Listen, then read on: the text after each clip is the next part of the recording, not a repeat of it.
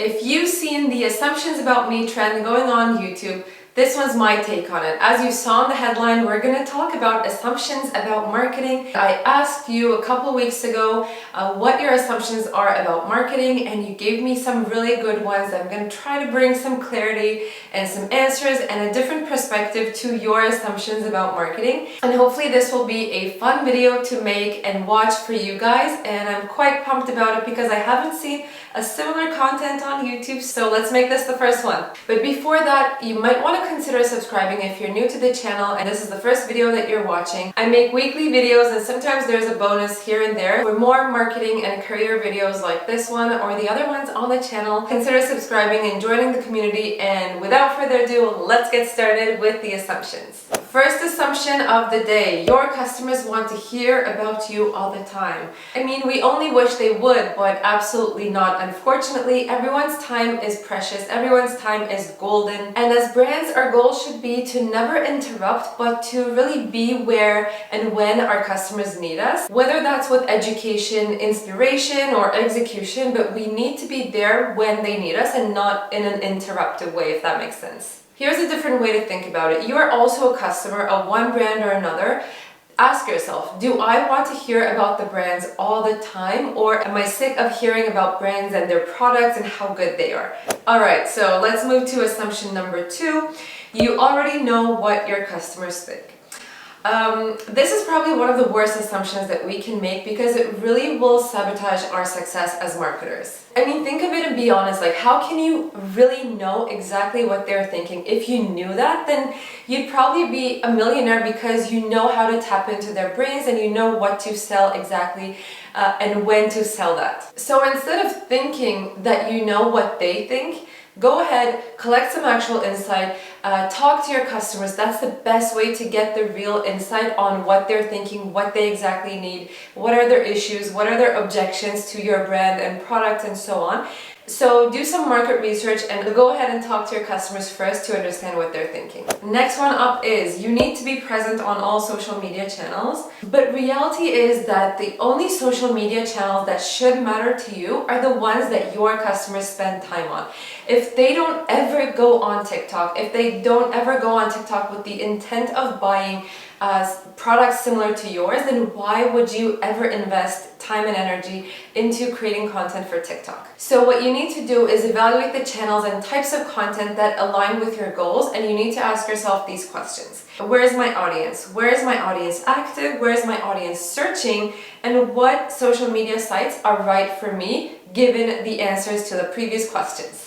Next assumption is engagement on social media handles are not necessarily needed. Just post your content daily and people will follow you. I wish this was true. It would just make marketers' lives so much easier, but unfortunately not. Being consistent on social media is hard for brands, but engagement is so much harder. In fact, most platforms and algorithms today pay more attention to engagement, and that's how they decide to suggest the content to more and new users and also increase the visibility of the content. So instead of pushing out daily content just for consistency's sake, really try to increase that engagement for your social media content. Next, I have two that were similar, so I grouped them together. Marketing is convincing someone to buy something that they actually don't need, and the other one is, as a marketer, you have to sell stuff to people they don't need. As my daughter says, guys, no.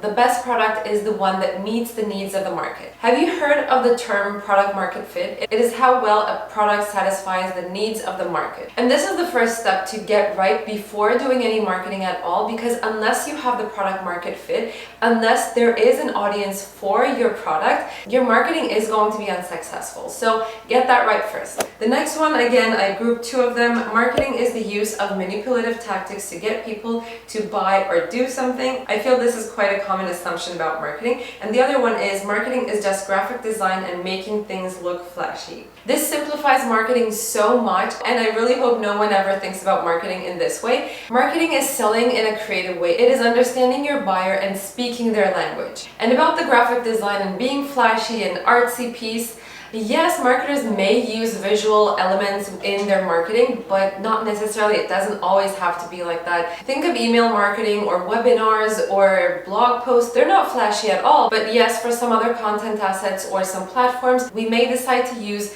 visual elements if it supports our message and if it aligns with our brand. Next one is also similar to a question that I frequently get, and it is that extroverts can be more successful in a marketing career. There's definitely some areas of marketing where extroverts could shine more, but there's also a lot of areas in marketing where introverts can actually be a really good fit, such as SEO or copywriting or even graphic design, for example, and many more that I'm not listing here. But there's a lot of areas within marketing where introverts could really succeed, and you don't necessarily have to be all out there and networking and socializing and being like very chattery to be successful in marketing. Not at all. Erase this idea from your mind if you had this. Next is again two that I grouped together, and that is can open doors for international travel and require some travel. I mean, this depends on the company and the role that you're working in. If you're a marketing director for a multinational company, for example, yes, you may travel to the other headquarters around the world, or you may have meetings in different cities and countries with third-party stakeholders, but this isn't always the case. And it's actually, most of the times, there isn't much travel involved for marketers, I'd say.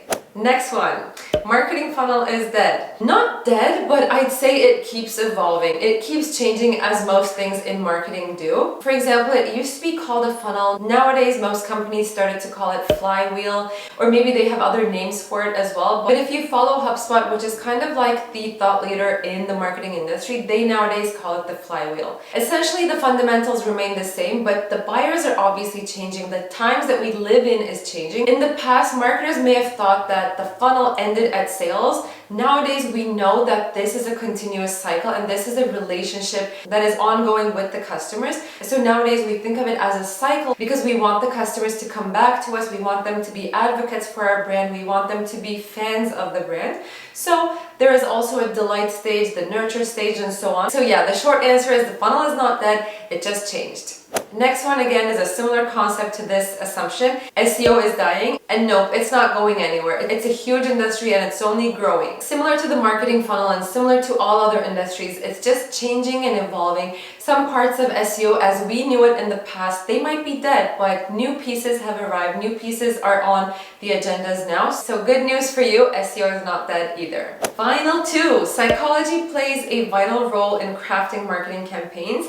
Yes, and I love that it does. You know what? I would have loved to study this as a PhD degree, and I actually thought about it a lot. I would have loved to understand the consumer psychology, the consumer behavior much better than I do currently. And I know I would have loved to study this in depth. Marketers need to understand the psychology of their buyers. We need to understand why people buy, why they don't buy, when they buy, and how are they really influenced. If you know the answers to these questions, then you're going to be so much better at marketing and you're going to be so much better at crafting your marketing campaigns because then you know the answers. In fact, hold on guys. There's a book that I wanted to show you. This has been on my bookshelf for a while. I've read it in the past. I'm gonna read it again.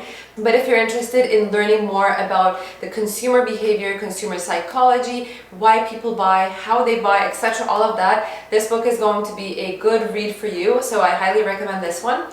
And final assumption is you must have stellar short-term results every time you do something. If you don't, you're a failure. Not necessarily, but working on and accomplishing short-term wins is going to really help you in the long run because it's going to prove that you know what you're doing and you are delivering on your promise. Alright, that's a wrap guys. I enjoyed making this video. Hopefully you'll enjoy watching it as well, and hopefully you enjoyed hearing different perspectives on these assumptions. If you have more, feel free to send them my way through the comments, and who knows, we might do a second episode of assumptions about marketing. If you enjoyed watching the video, please don't forget to hit the like button for me and leave me a comment with your favorite assumption and answer, or maybe if you had any other assumptions about marketing, leave that so I can answer that in another video. That's it for today. I'll see you next time. Take care guys.